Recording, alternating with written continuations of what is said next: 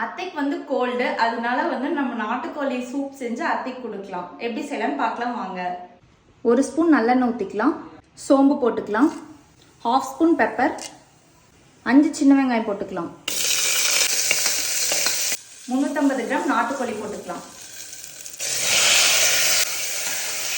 1/2 spoon இஞ்சி பூண்டு paste போட்டுக்கலாம். 1/4 ஸ்பூன் மஞ்சள்தூள். இதுக்கு தேவையான அளவு கல்லுப்பு. நாட்டுக்கோழி நல்லா வெந்துட்டு இருக்கு. அந்த கேப்ல வந்து மிளகு 2 ஸ்பூன், சீரகம் 1 ஸ்பூன் நல்லா இடிச்சு போட்டுக்கலாம். இது நல்லா இடிச்சாச்சு. மிளகு சீரகம் இது 2 ஸ்பூன் போட்டுக்கலாம்.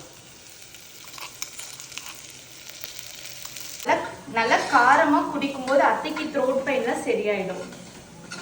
1 லிட்டர் தண்ணி ஊற்றிக்கலாம். கலக்கிட்டு 4 விசில் விட்டு எடுத்துக்கலாம். இது ரெடி ஆயிடுச்சு. ஓப்பன் பண்ணி பார்க்கலாம். கொத்தமல்லி போட்டு ஆஃப் பண்ணிடலாம். Soup ready. சூப் ரெடி ஆயிடுச்சு. அத்தைக்கு போய் கொடுக்கலாம்.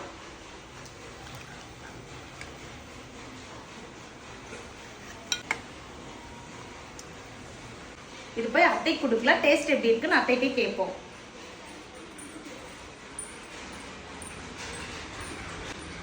அத்தை இந்தாங்க, இந்த டேஸ்ட் பண்ணி பாருங்க. ரெடி ஆயிடுச்சு.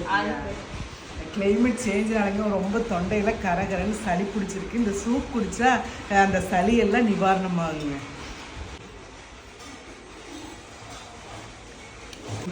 அத்தை சூப் எப்படி இருக்குங்க? சூப்பு நல்லா இருக்கு. A1 சூப்பராக இருக்குங்க.